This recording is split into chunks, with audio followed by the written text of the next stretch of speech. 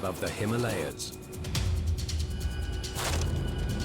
The windshield of Sichuan Airlines Flight 8633 cracks. It's on the inside. That's not good. And then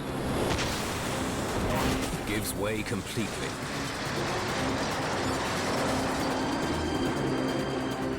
It's almost like having a bomb explode right beside you.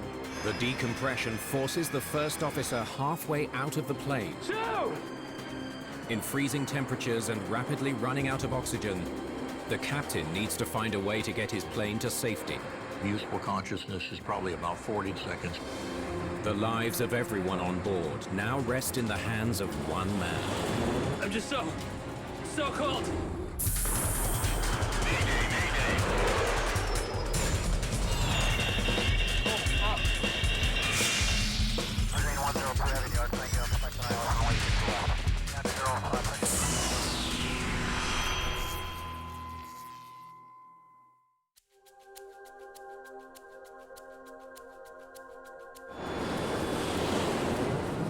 High above central China, Sichuan Airlines Flight 8633 reaches cruising altitude.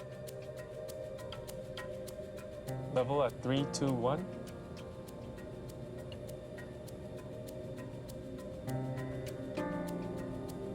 Roger.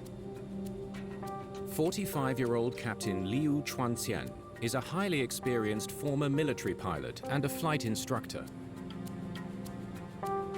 We're approaching an area of turbulence.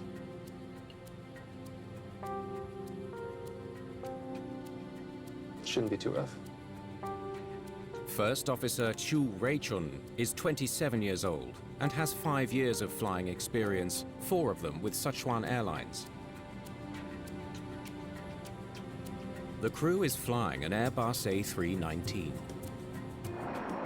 The A319 is part of the Airbus A320 series. It's a little bit shorter, a little bit lighter, but with still 2 very powerful engines. Very well suited for taking a heavy load out of a high-altitude airport where your weight and balance is extremely critical. There are 119 passengers on board. Many catch up on lost sleep after an early morning departure. Should be a smooth ride from here to Lhasa. The plane took off from Chengdu Airport. It's a 2-hour and 40-minute flight to Lhasa, tucked in the Himalayan mountains. They're flying into Lhasa, which is one of the most demanding airports in the world. It's not a dangerous airport if you follow the rules and you watch the weather carefully.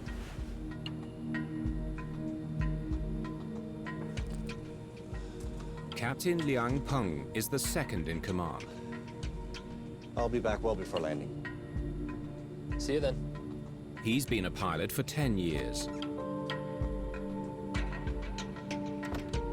Today, he'll assist with the high-altitude landing in Lhasa, which involves more challenging procedures. This particular flight had 3 pilots, a captain, a first officer, and a secondary captain, because the aircraft is landing at a higher elevation airport, and those require specific procedures.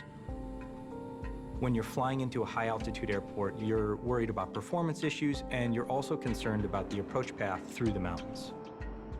All 3 of the pilots involved here were very experienced with high altitude, captain especially. There are 5 flight attendants on board. Among them, Bi Nan, who's been with Sichuan Airlines for 11 years. 6 minutes after reaching cruising altitude, Flight 8633 crosses into the Tibetan Plateau, the largest and highest plateau on Earth. The altitudes are way above 20,000 feet, not just for the peaks, but the plateau itself. Chengdu Control, Sichuan 8633, reporting crossing Miko's Bravo 213. Chengdu Control, roger, Sichuan 8633 at Miko's Bravo 213. Not a cloud in the sky. 40 minutes into the flight,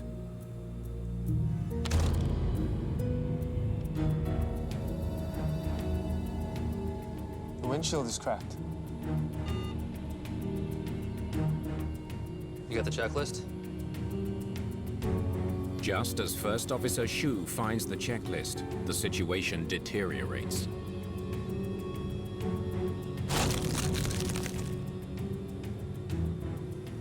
One of the procedures is to run your finger lightly over it and see if you can feel any bumps and trying to figure out is this an external or an internal crack.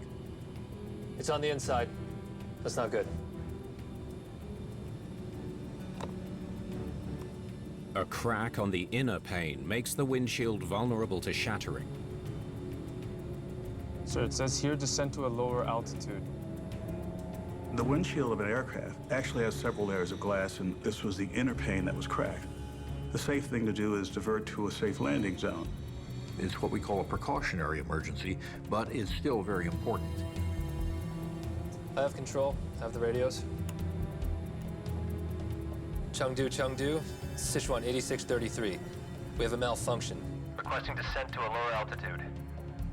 Sichuan 8633, descend to flight level 280. 28,000 feet. I'm turning back. We have a cracked right windshield. Sichuan 8633, got it. Confirm you have a Broken windshield? Affirmative. Sichuan 8633, confirm. Will you divert to Chengdu? Cheng. Negative. We must divert to Chengdu. The window crack is severe. Confirm. You will divert to Chengdu. As the pilots begin their descent, Affirmative. We... the cracked windscreen explodes, sucking the first officer partially out of the window.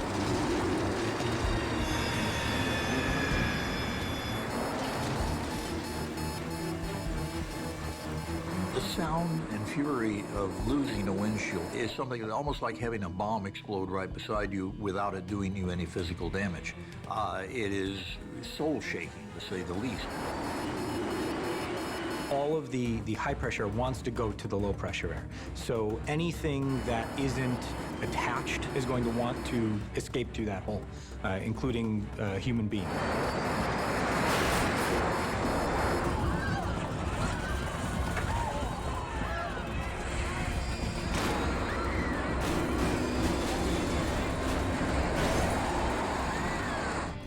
Sichuan 8633, roger. Descend and maintain flight level 280.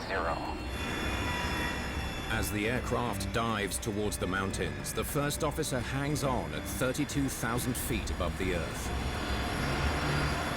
When the first officer was pulled forward, he impacted the side stick, and that pushed the aircraft down and to the right. This flight is over high terrain, so it has a much higher probability of impacting terrain more quickly. On the ground, the controller notices a sudden shift in altitude. Sichuan 8633. With no time to review all the warnings, the captain returns to basics. He begins to fly the plane manually. There were a number of different warnings happening at the exact same time. But the most important thing is to fly the airplane. Focus on maintaining a safe altitude. Captain Liu regains some control and levels the plane. But he's facing oxygen deprivation from the rapid decompression. In the case of an explosive decompression at cruise altitude, hypoxia will set in fairly quickly. As it's stowed in a compartment at the left and behind the pilot's seat, Captain Liu can't reach his mask with his right hand. His left hand must remain on the side stick.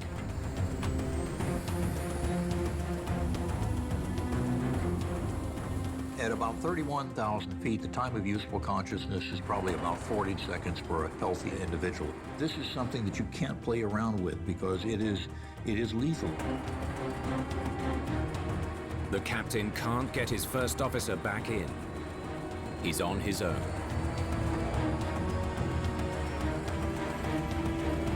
The former fighter pilot knows if he can't make a rapid descent, there's no hope of saving his passengers and his helpless first officer.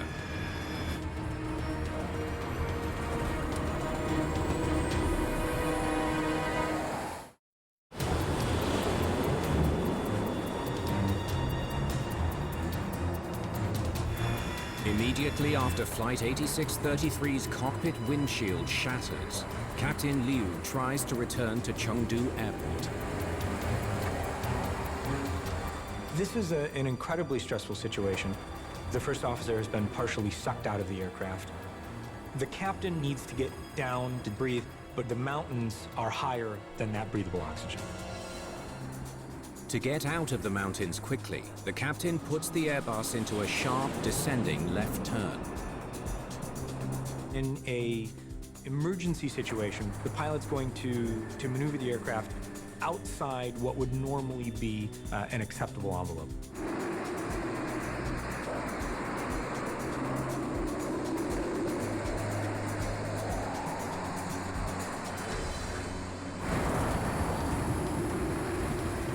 Sue! Can you get back on your own? I can't let go of the control stick! After the first officer is sucked out of the windscreen, he's trying to get back into the aircraft. 61 seconds after the windshield explodes, the pressure between the internal and external air equalizes. Once the pressure equalizes between the flight deck and the exterior of the aircraft, the first officer is able to bring himself back into the aircraft. Sue! Sue! You okay? Get your harness! With the pressure equalized, the airstream reverses, and an ice-cold wind comes rushing in. Your mask, too! High winds hamper the first officer's efforts. If you're flying at 30,000 feet, it could be 40 degrees below zero. So you have not only the extreme cold, you also have the extreme pressure of the wind coming in at you. With the first officer safely back inside, the captain accelerates his descent to the airport, 71 miles away. Can you reach the transponder? Liu wants to notify air traffic control of their emergency.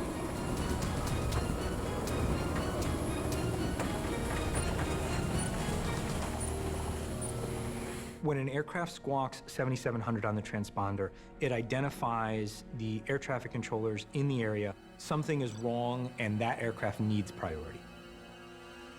Sichuan 8633, what is the nature of your emergency?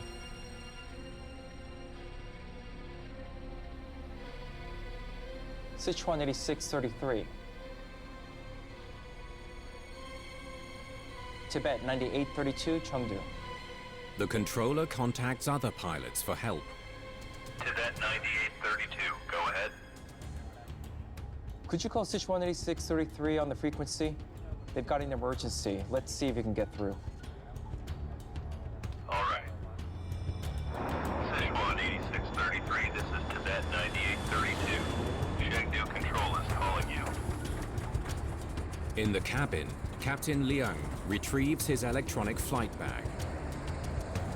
The electronic flight bag on the aircraft provided the crew with the escape routes they could fly to get to lower altitudes in the mountains.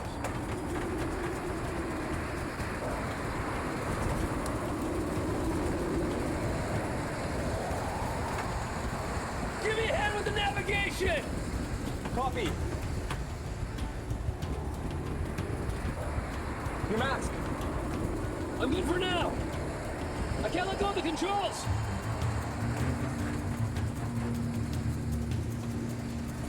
Altitude is 23,700. As the plane nears the lowest altitude it can fly over mountainous terrain, the captain levels off. Speed! 297 knots. The cabin has oxygen maps. B9 is in charge.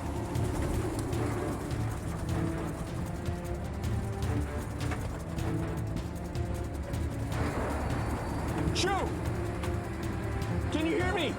Are you hurt? I'll perform the FO duties. With First Officer Shu too injured to assist, Relief Captain Liang takes over his duties. Got the escape chart! On it! Captain Leung checks the charts for the safest exit route over the mountains.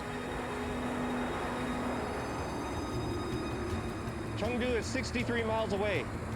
Continue descent at 500 feet per minute, then level at 22,000 until we clear the mountains. Copy! I'll call the altitudes. The second in command can see that the captain is handling this, but there are things that have to be done, and one of them is making sure that they don't go too low. The Airbus reaches 23,400 feet and is nearly out of the mountains. You can do it! I'm just so cold. Captain Liu is fearless, but at this altitude he risks hypothermia, and the airport is still 60 miles away. 12 minutes after a rapid decompression, Flight 8633 clears the towering Tibetan plateau. 34 miles to the airport. Getting there, Captain. Captain Liu turns the plane towards the airport. Altitude is 20,900. Copy! They were able to get beyond the mountains. Then, other concerns. Do we communicate with air traffic control? Do we set up for the landing? Chengdu! Sichuan! 8633! Mayday! Mayday! Message received. Mayday declare. Sichuan 8633 cleared the descent to flight level 190. Siberian 581 climb to flight level 250, offset 3 miles. The controller clears the airspace around the damaged airplane. West China 6271 maintain flight level 160 and offset 3 miles.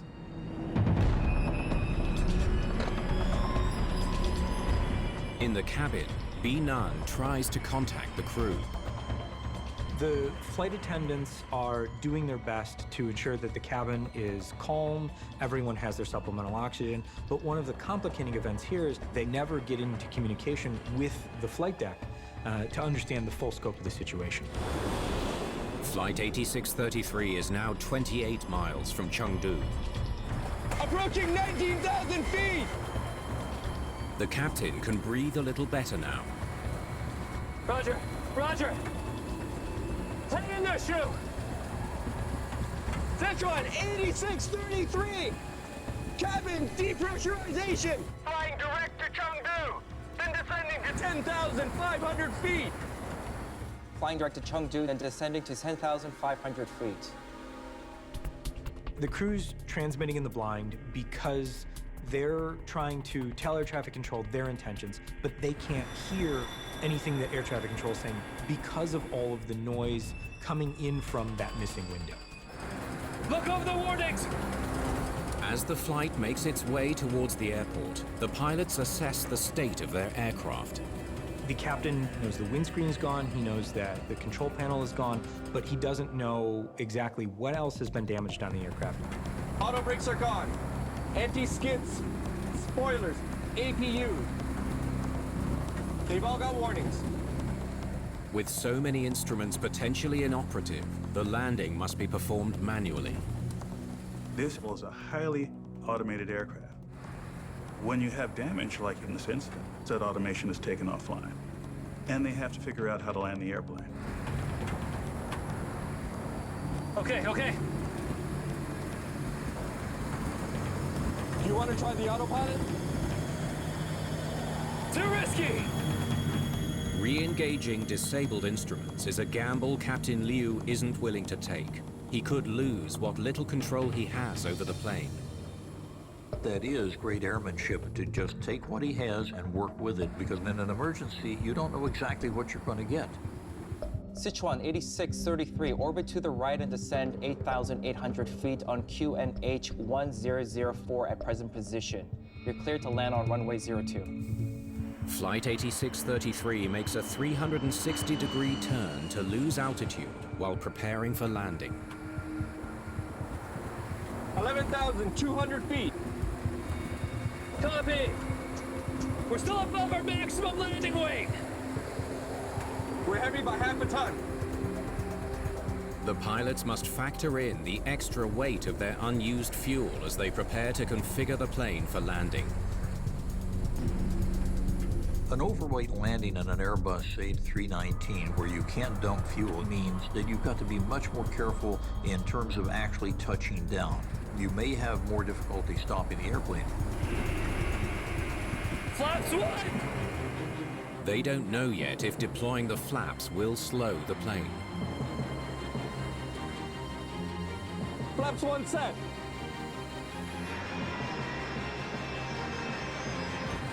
Yes. The flaps are working so far. Good! Speed? 212 knots. Reducing to 203! The pilots slow the engines further.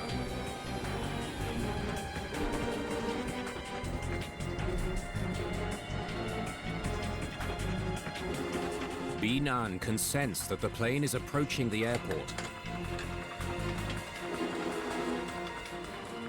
Attention everyone, please remove your masks. She prepares the cabin for an emergency landing.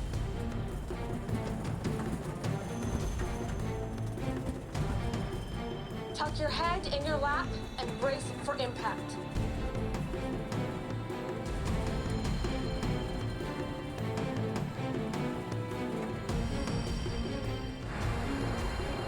Landing gear! Roger, landing gear. So far, the plane is slowing. The pilots still don't know if the landing gear will engage.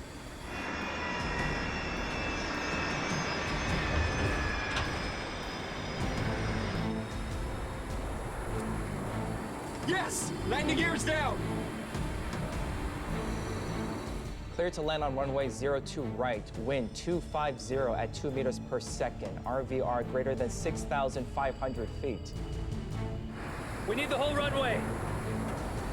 Tetron, 8633, runway 02 right. We need the entire runway. The captain selected that runway to account for the fact that the aircraft is heavier and therefore is requiring more stopping distance. 10 miles from the airport, the aircraft is lined up with the runway.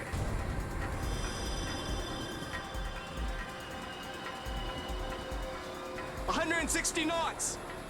After everything that's happened, can they keep it on the runway?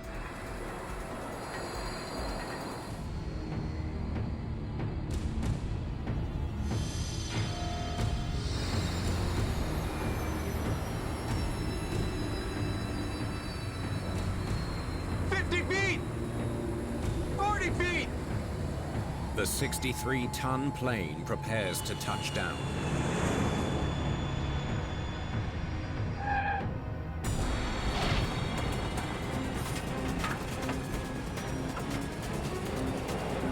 Engaging thrust reversers!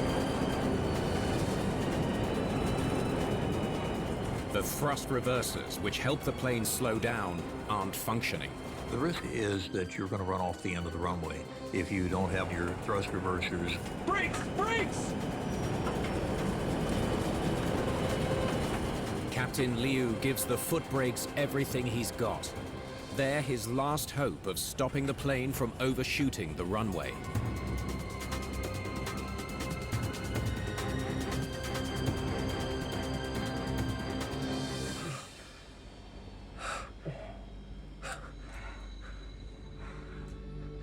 We made it.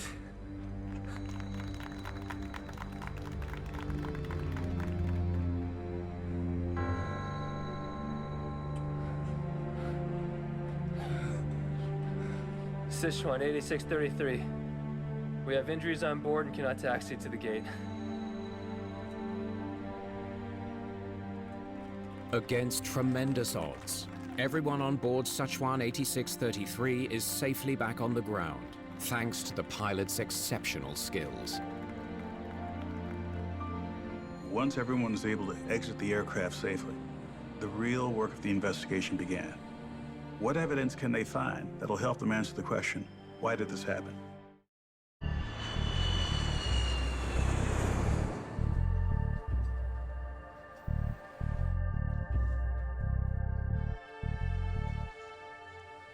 Investigators from the Civil Aviation Administration of China, or CAAC, look into Sichuan 8633's near catastrophe.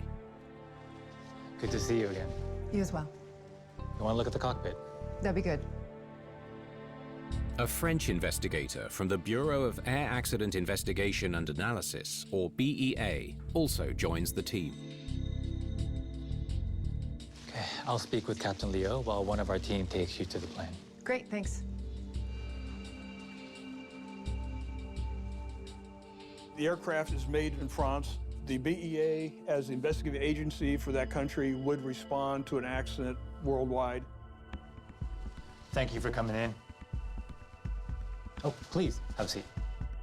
Did something strike the windshield of Flight 8633, causing it to rupture?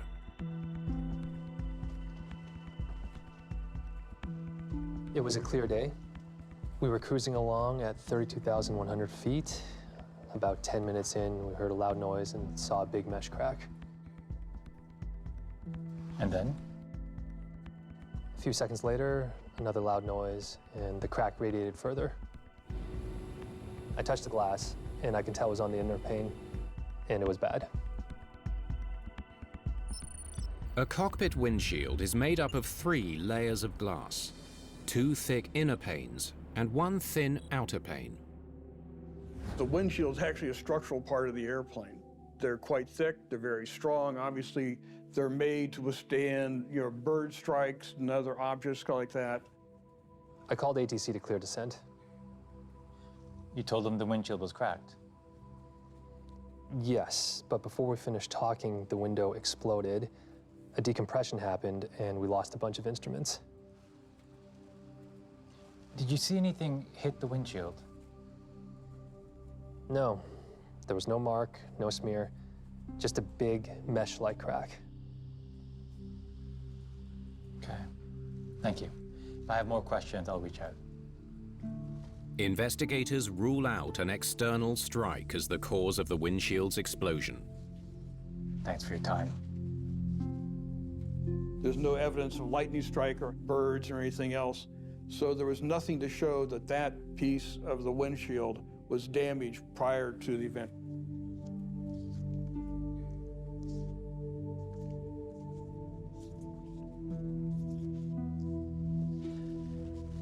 Any signs of how the crack started? Not really. Almost everything was sucked out of the windshield. Except this. The terminal block.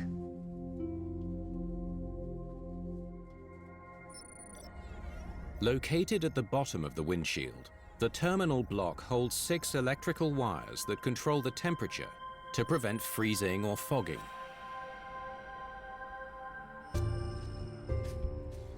The team is dismantling it from the frame so we can take a closer look. Okay. The investigators focused on the terminal block because it was the only part of the windscreen assembly that they had left.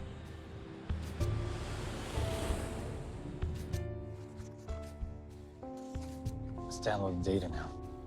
While investigators wait for the terminal block to be removed from the plane, they turn to one of the flight's communication systems for leads.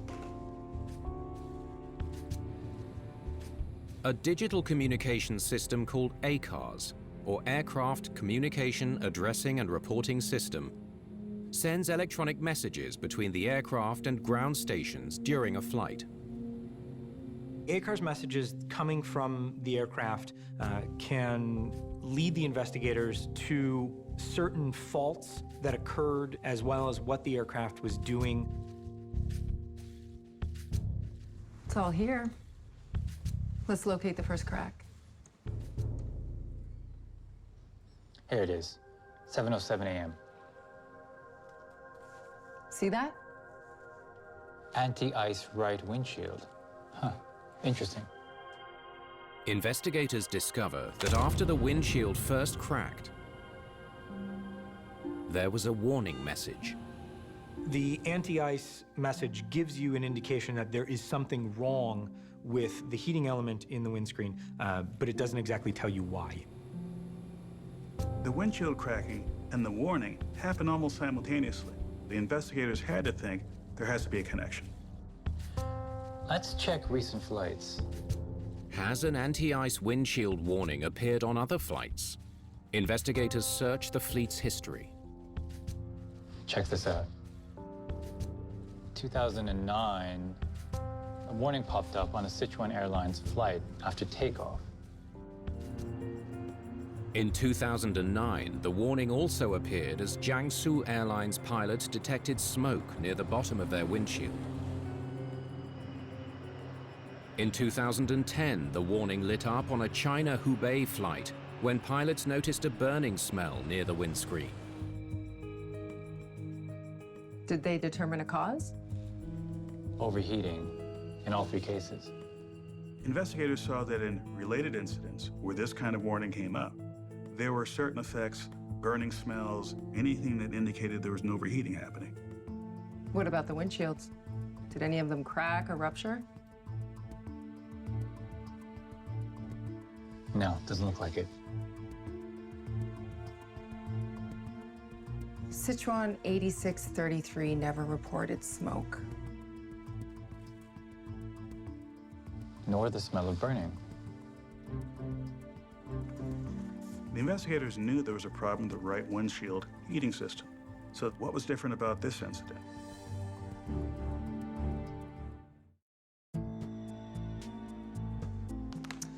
Let's see what the terminal block can tell us. Investigators turn to physical evidence from Sichuan Airlines 8633's cockpit for clues as to why the windshield shattered.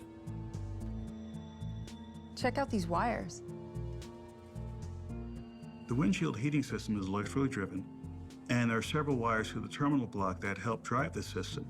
One of those wires looked a lot more damaged than the others.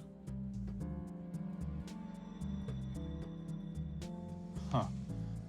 Looks like the wire insulation is charred and the copper wire is melted. The team finds evidence of overheating. They noticed that one of the wire was very dark, which is a sign of carbonization. They could see evidence of burning heat around the end of it.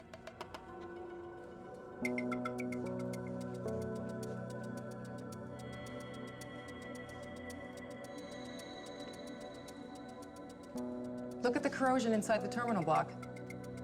Investigators also find evidence of moisture buildup.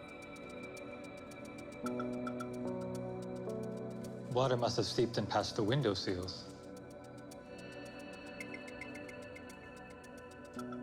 They discover sign of moisture and humidity and even unusual color you should not see inside the terminal block. Moisture inside the terminal block corroded and damaged the copper wires. When a current ran through them, arcing occurred, which created extremely high temperatures. You're getting temperatures in excess of 400 degrees Celsius. It's extremely hot. The investigators had to answer, was this enough to make the windshield crack? Investigators dig into the history of the aircraft, looking for a connection between cracked windshields and overheating. Got one. An A340, December 1997. I found 4 more. 2001, 2004, 2007, and 2011. Here's another one, in 2009. They discover 6 incidents of double-pane cracks in cockpit windshields. Every single incident resulted from overheating. The heat built up inside the windshield and couldn't dissipate. Which is why the windows cracked.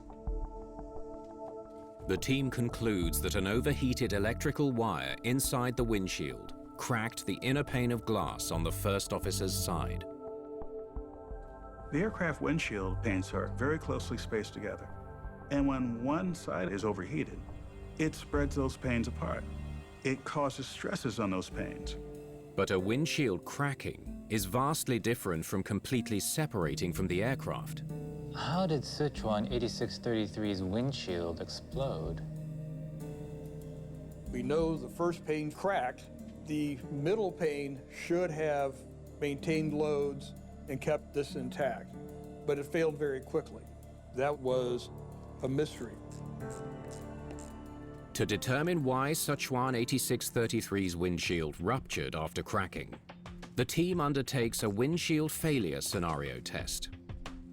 The mechanism of what happened in flight to that windshield is unknown because they didn't recover the windshield. What they could do and what they did do was to do a laboratory test to see if you can have a catastrophic failure. They install a cockpit windshield with a cracked inner pane onto a test bench, replicating the first crack. Okay, the window's ready. Camera's now recording.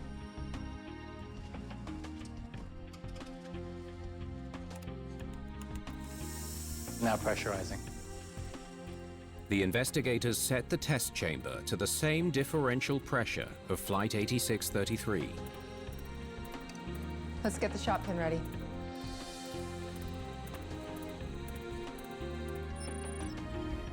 A small hole is drilled in the outer pane, through which a shot pin can pass and strike the inner pane in order to simulate the second pane cracking.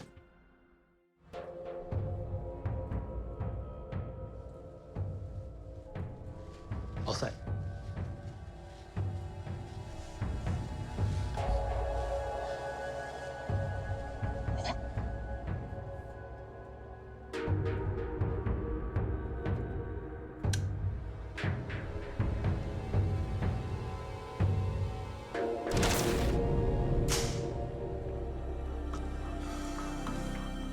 The test works. The windshield is blown clear of the frame. Well, there you have it. The pressure was just too much.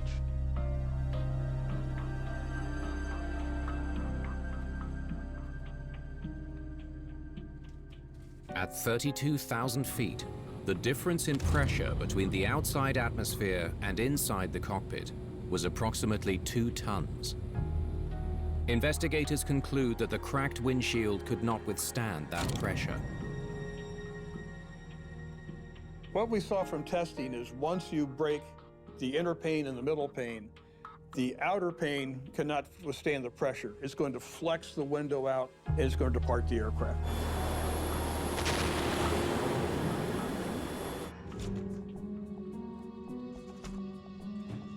Here you go. Thank you.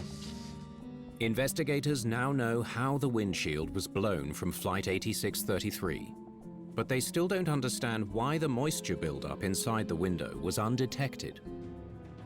Moisture is insidious. It's going to find ways to get in.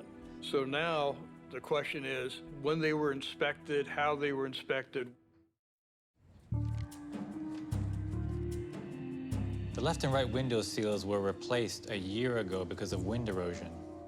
Investigators examined the inspection history of Flight 8633's windshields. That's right. Flip the page.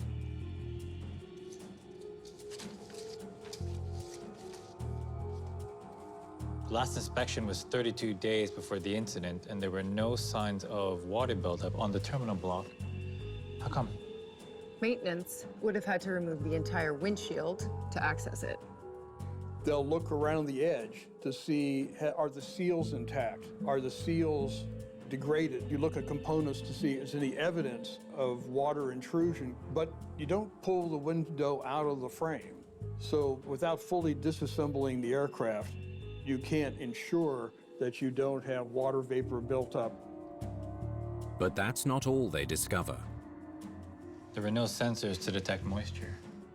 You have sensors for controlling the temperature of the window, but there's nothing in there to tell you that corrosion's present. Even though investigators understand what caused the incident aboard Flight 8633, You know what I don't get? there's one piece of the puzzle missing. Why did so many systems in the cockpit fail after the windshield exploded?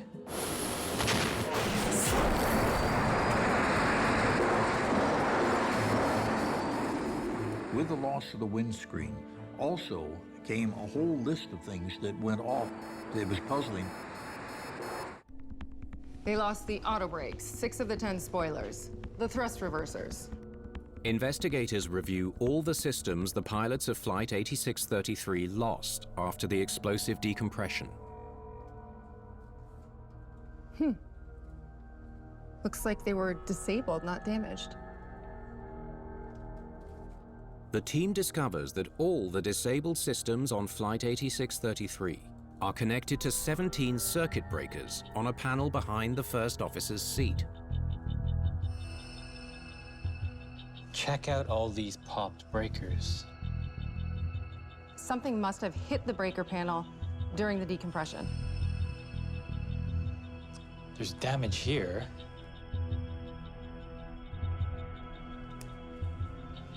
This part of the door lines up with the damage.